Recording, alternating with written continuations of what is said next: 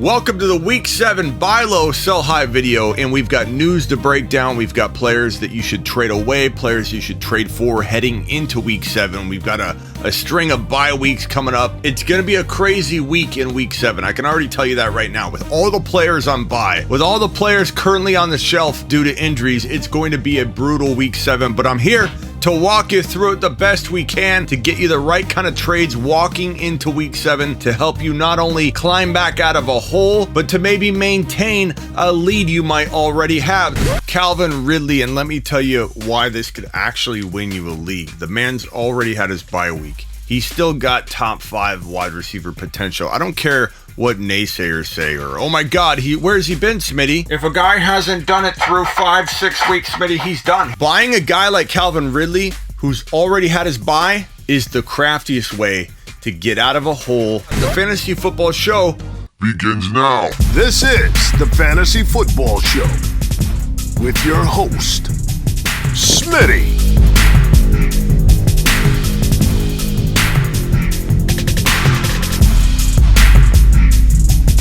Running back. You're watching the Fantasy Football Show. Smitty!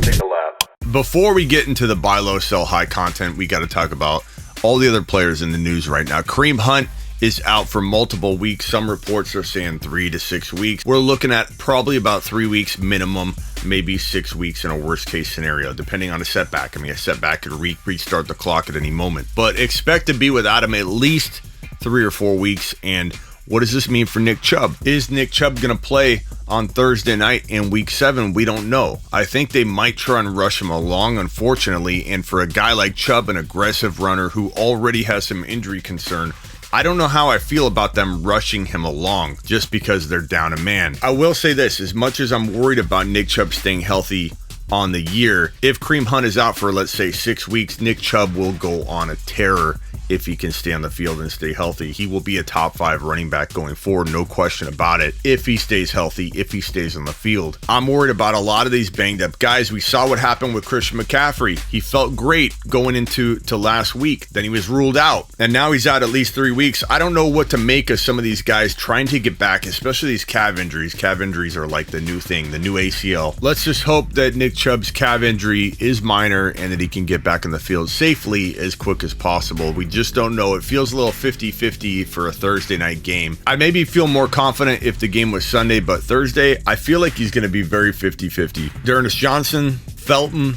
we don't know which running back would shoulder the workload if Chubb is out, because we know Kareem Hunt's automatically out. My guess would be Felton, but quite honestly, I don't know that you want to count on either without knowing for sure who the starter is. So stay on the news, stay on the Fantasy Football Show, and if we find out one of those running backs will be the starter, we will let you know. And you can react accordingly if you're a Nick Chubb owner or an owner that just needs a running back. Not a big surprise here, but Michael Thomas will be out another couple weeks. People thought maybe he could return coming out of the bye, but it doesn't look like the case. Marquez Callaway, one call away. Callaway will be the lead dog again for a couple more weeks. That's good for those people that have Callaway in that wide receiver 3-4 role, especially with all the buys this week, injuries. You might need Marquez Callaway in your lineup this week. So expect Michael Thomas to be a couple weeks away, very minimum. And when he comes back, who knows how good he's going to look coming back off the injury. This much time out of football, who knows how healthy his body's going to be? Will he hold up? Will he suffer a hamstring injury right away? My thinking is, I'm hoping he comes in as a secret weapon for people that have stashed him, had him on IR all year long.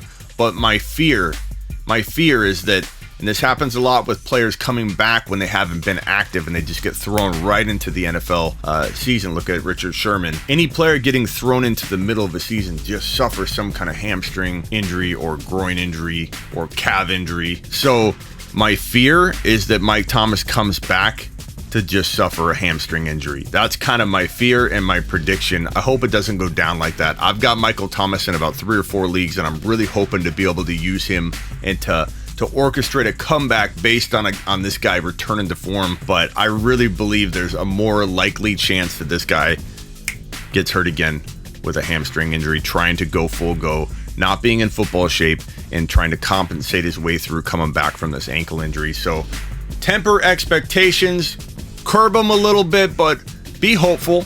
He could come back and do some damage. If he's available on waivers, grab him. Like Michael Thomas, Jerry Jeudy doesn't look ready to play. He's a couple weeks out, but if you have him, hold him. I think Jerry Jeudy could have a really good finish to the year. Like with MT being out of football for a while, though, other injuries do come into play, so temper expectations for Jeudy and MT, but both of them should be owned. Both of them should be rostered. Both of them do have that potential to help you in an injury-riddled season with a bunch of bye weeks all over the place. I like his upside for the future. I'm not forgetting about you, Jerry Jeudy. You still have top 12 wide receiver potential in my book. Alex Collins with the injured hip could be out week 7, which means the old dog Rashad Penny would be the next man up. I don't know that I'm rushing out to get Rashad Penny. I suppose I would if I need a running back and I've got buys and injuries, so I'm not going to not recommend Rashad Penny be an immediate ad. But I'm hopeful that Alex Collins can play. I feel like he's more 50-50 than he is like doubtful. Something to keep an eye on if you own Alex Collins and you want to back him up because he's your only running back to play. Pete Carroll and the Seahawks have been talking to Cam Newton. We don't know how serious the talks are. Geno Smith did not look good last game. We thought maybe him and DK had this special bond, but I don't know. This was a tough matchup. It was the worst game to throw Geno out there, so maybe they give Geno one more shot, and I think he might deserve another shot, I suppose. And he'd be a pretty crafty move for Pete Carroll and the Seahawks as they wait for Russell Wilson to return. I don't know that I'd pick him up other than in Superflex, but in Superflex leagues, you would need to get this guy because any starting quarterback needs to be scooped up in Superflex. So go pick up Cam on spec that he could be in the lineup for Seattle in the coming weeks, so we don't know. And Dak Prescott in the news, hopeful to play in week 8 after the Cowboys week 7 bye. The Cowboys are on bye in week 7, so the bye week is perfect timing. Dak's calf injury is not expected to be that serious, so I think everything's going to be fine by week 8, but monitor the situation. But you don't need to play Dak this week anyway because he is again on a bye. And now on to the buy low and sell high portion of the show. So get your pads of paper out, your pencils, and get ready to jot down these names that are going to help you win your league if you buy them low and help you salvage your league if you're going to sell them high. Let's go. First up is Calvin Ridley, and let me tell you why this could actually win you a league. The man's already had his bye week. He's still got top 5 wide receiver potential. I don't care what naysayers say or, oh my God, where's he been, Smitty? If a guy hasn't done it through 5-6 weeks, Smitty, he's done. He's toast. What do we do with Calvin Ridley? I know some of the stuff doesn't unravel like you had hoped. I know Calvin Ridley hasn't been the guy we hoped he'd be. I understand people are going to say, without Julio Jones, he's not going to be the guy. Same thing that happened to Juju Smith-Schuster. No. And Kyle Pitts coming into his own before the bye week really, I think, sets the stage for Calvin Ridley to return to form in week 7 moving on. And again, he's bye week free, which could be, in a sense, getting another 15 to 25 points added to his point total going forward. If you were drafting today and you had that in mind, you might draft Calvin Ridley like 4, 5, 6 spots more than you normally would, knowing and going into the draft thinking, okay, this guy's playing one more game than everybody else. But for some reason, no one really thinks about it right now.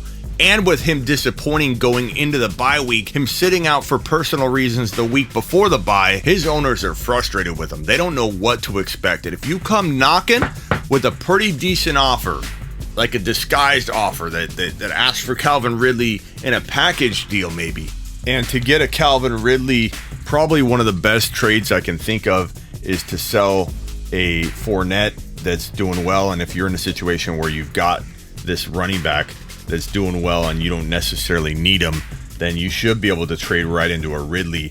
And again, without that bye week, such an advantage. Maybe you catch somebody sleeping and you give away those Philadelphia running backs with this rookie guy that everybody wants to get their hands on, and Kadarius Toney. You could probably land a Ridley that way. Catch this owner off guard where they don't see it coming. They don't think about this bye week advantage that you have because he is bye free moving forward, and that is an extra game. You could get Calvin Ridley way cheaper than you should get him. And to me, he's still top 5 wide receiver material. I'm not counting on it.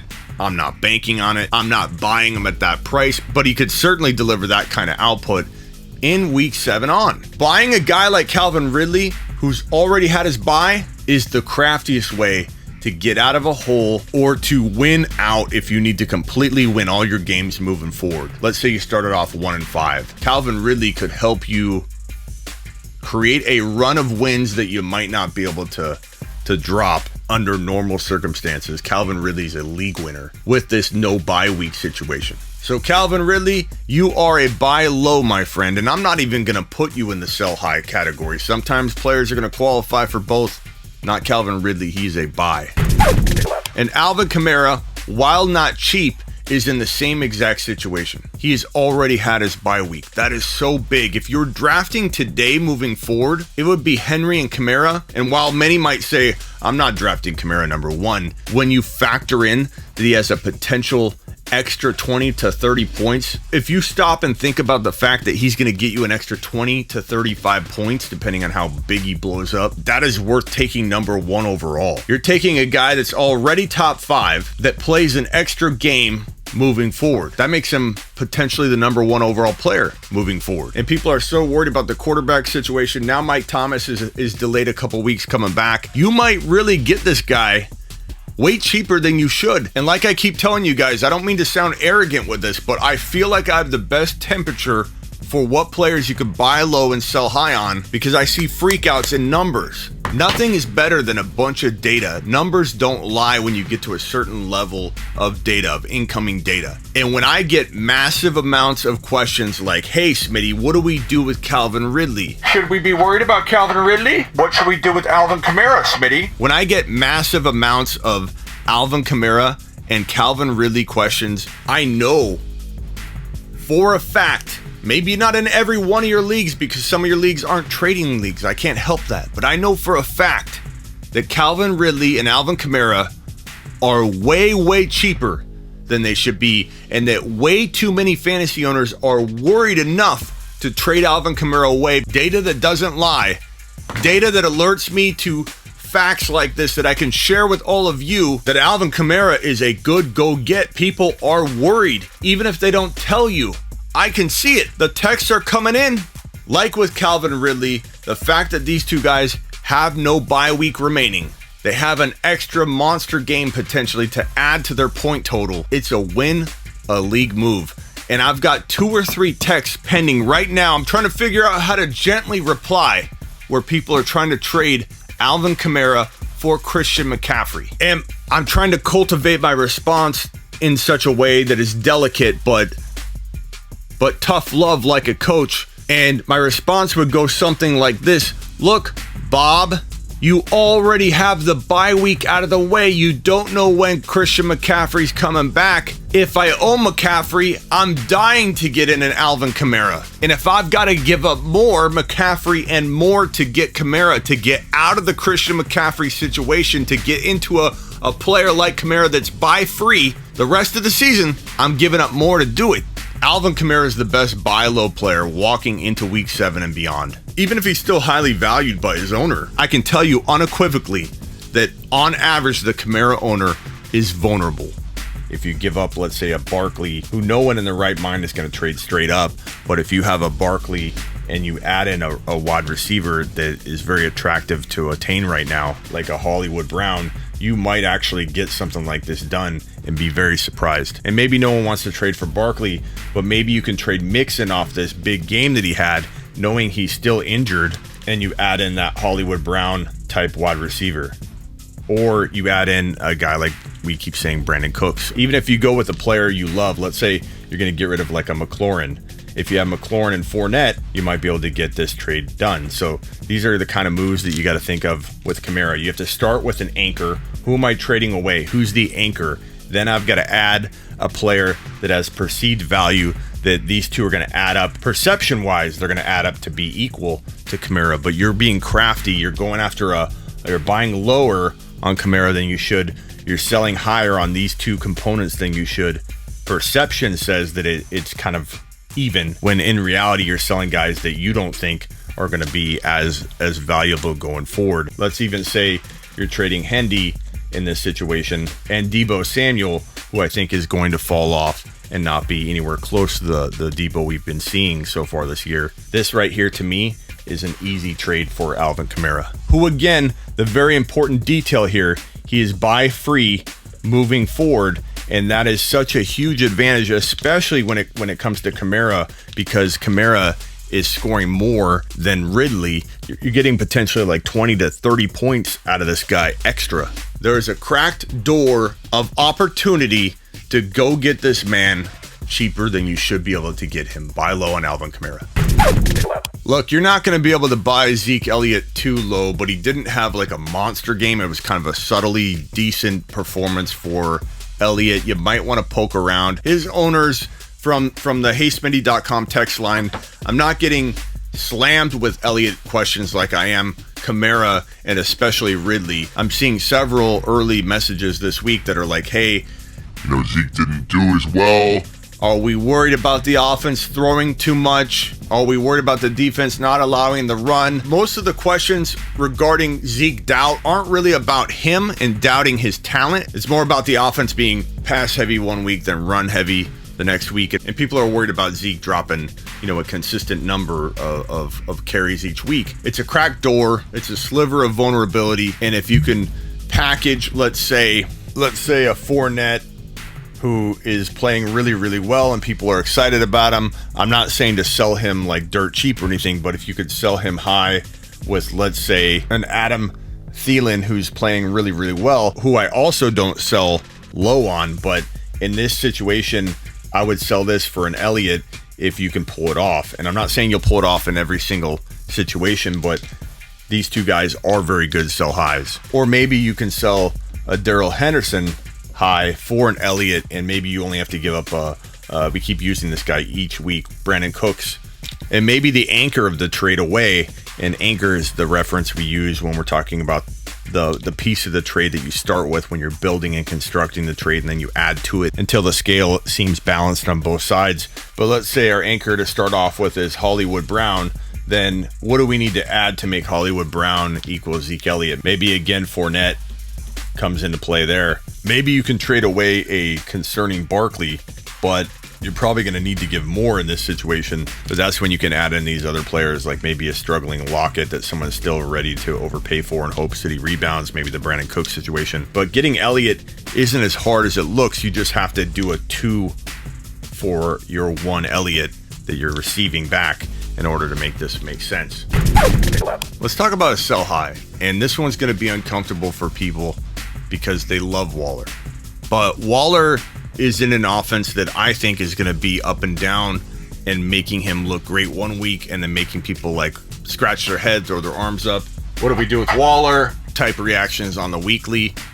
And while I think he's still going to be very much worth what you paid hindered some of the other positional needs that you had. Yes, you have a positional advantage owning Waller, but you have a positional disadvantage and you chase the other positions all year long. And with injuries and buys, I venture to say if you're a Waller-built team, you probably have a lot of buy and injury situations going on your team. If you don't, then keep them.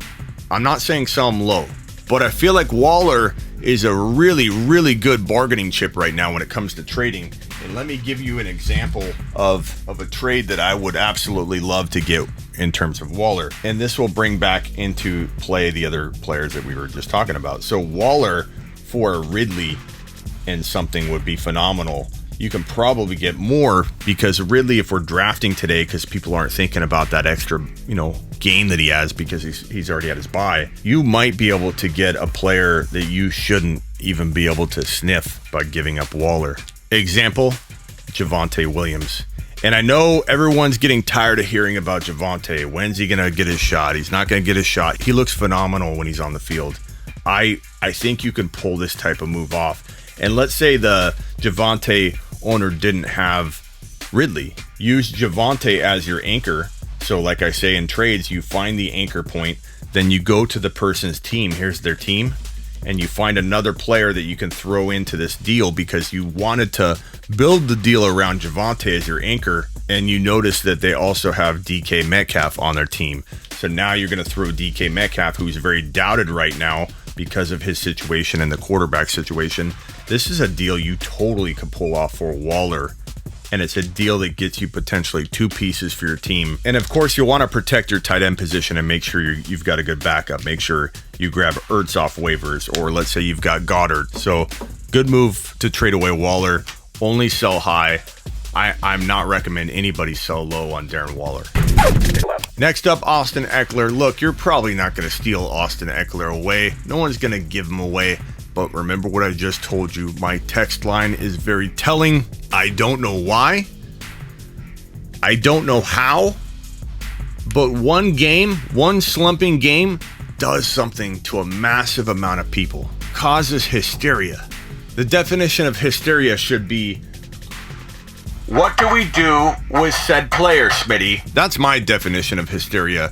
The megaphone. When the megaphone comes into play, that's when hysteria enters the chat. And while the volume of questions coming in on my text line, my HeySmitty.com text line, it's enough to be like worrisome. It's enough to be like, why is everybody talking about selling Austin Eckler? Why are people saying, what can I get for him? Should I trade him away now? That's the more subtle question. Some people say, what do we do with CeeDee Lamb? We know how that turned out. The more subtle version, where people aren't as panicked, is more like, Should I look into trading Austin Eckler right now?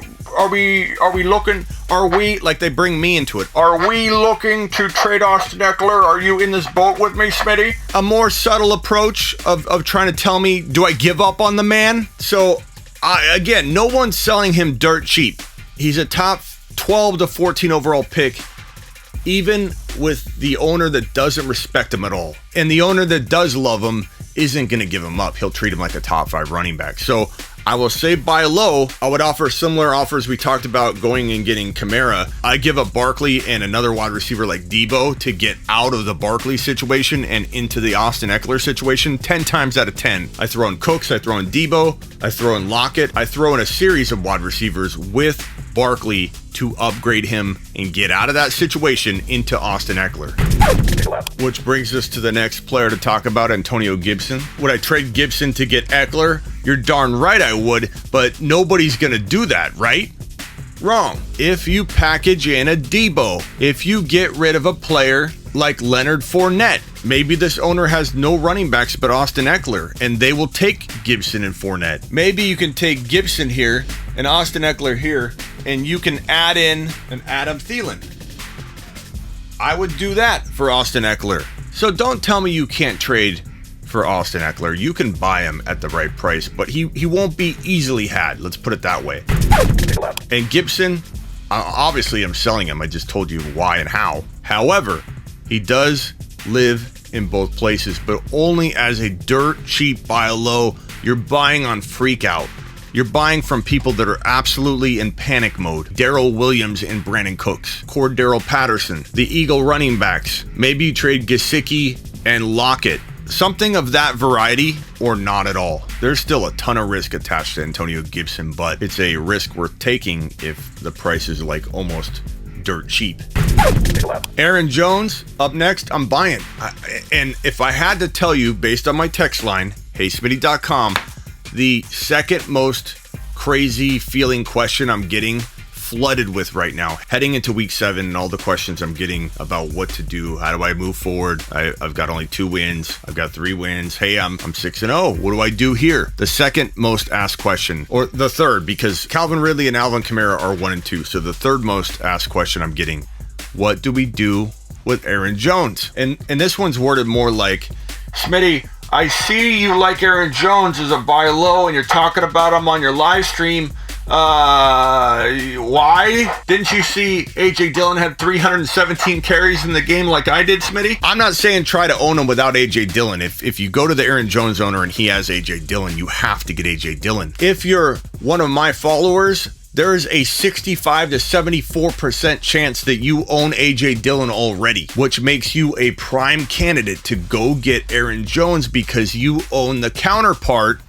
You own the safety net, the sleeping giant, the guy I love no matter what. You better not get rid of AJ Dillon. You better not cut him. You better not even think about it. But because there's a high likelihood of you, I'm looking at you, pal, of you owning AJ Dillon already. And roll call in the comments if you own them already. Let's see how many there are. You are in prime position to trade for A.J. Dillon using guys like Fournette plus a McLaurin, who I like, but you have to give up, in this situation, you have to give up a person of note. You can't just give up Fournette type players. You can't give up Cooks and Fournette, Debo and Fournette. You're going to have to put some decent value on the table. Maybe you're trading a Hendy. This would be my favorite.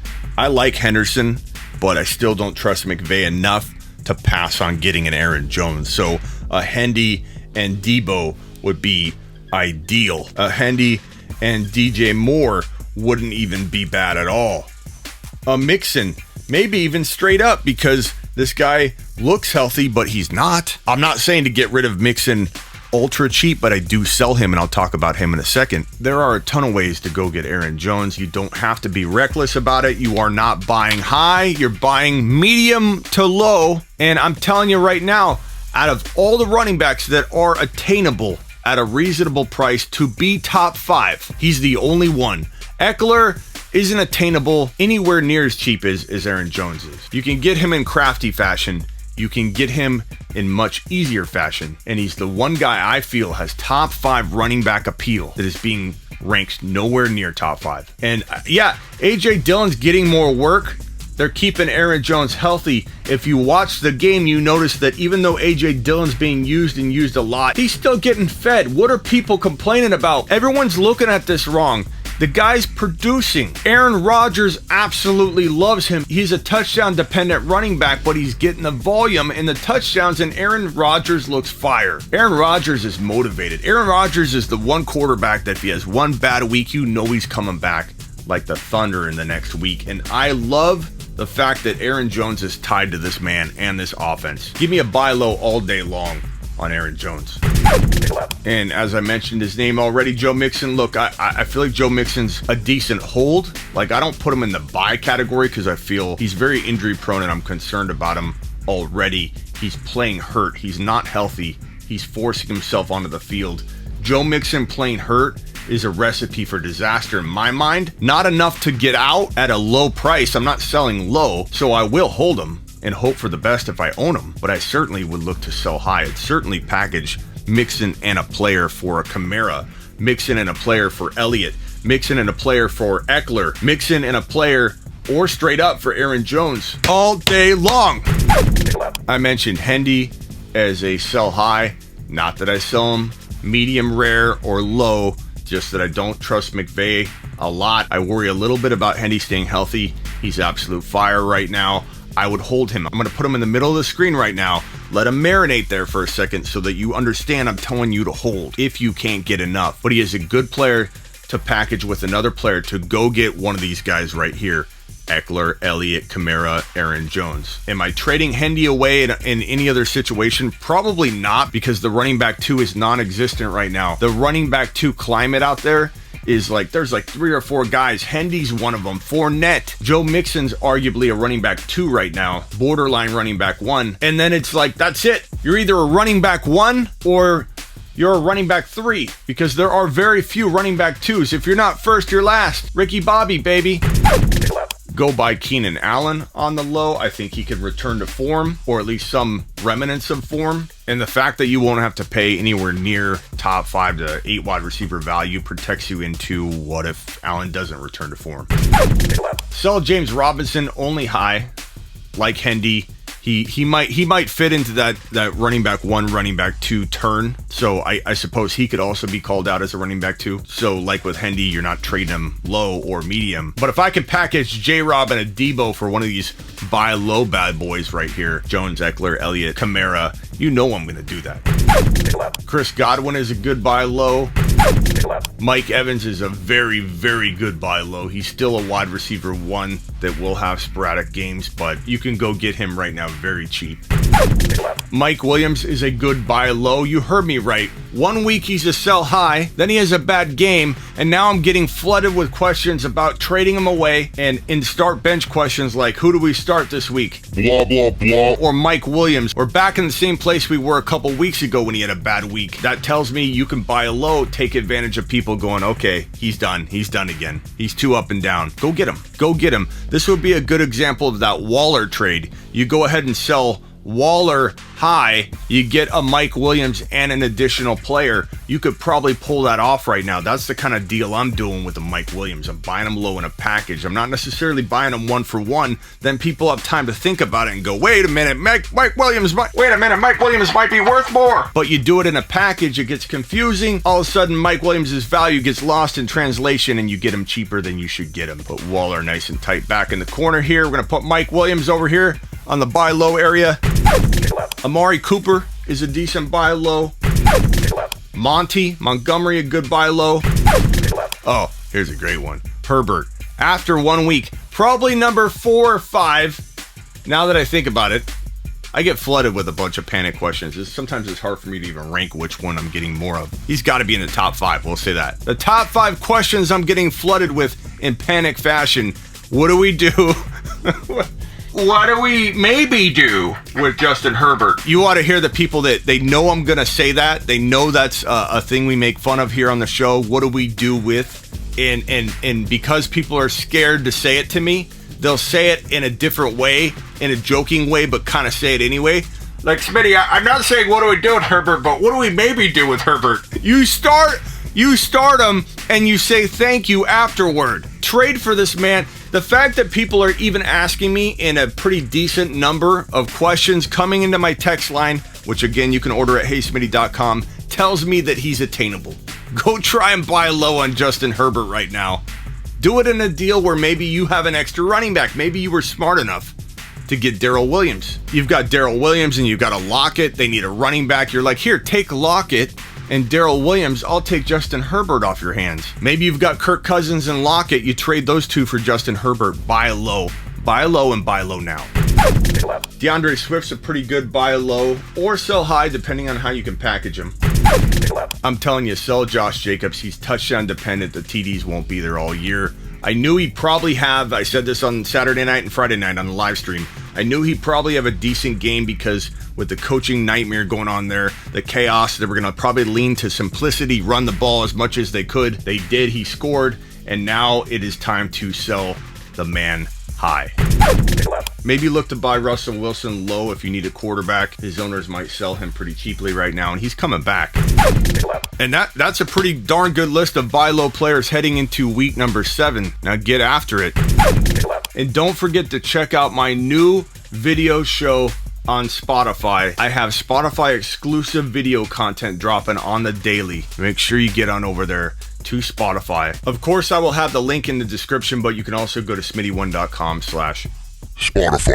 If you love my content at all, you need to go check out the Spotify exclusive video content. It hits a little different. They're shorter, 1 to 2 player kind of spotlight type videos. I do a little news segment on there. You will absolutely love it. We're taking over Spotify in terms of fantasy football, especially from the video perspective. And don't forget to get over to smitty1.com and play Underdog Fantasy for Week 7. Play best ball drafts geared toward Week 7 only. A Sunday only fantasy football best ball contest. Think about it. You know all the stuff now you didn't know at the beginning of the year. Apply it to a Week 7 contest. Tons of prizes. Use your knowledge. Go to smitty1.com, click on the Underdog banner you see right here on smitty1.com, or use promo code Smitty if you end up venturing to Underdog on your own and you don't follow instructions very well. Play Underdog Fantasy. I'll give you a free phone call if you're new to Underdog and you sign up and you send me a DM screenshot on Instagram, The Fantasy Football Show, and I will give you a free phone call. Now get to it and get my text device at heysmitty.com. Now get out of here. This is the Fantasy Football Show with your host, Smitty.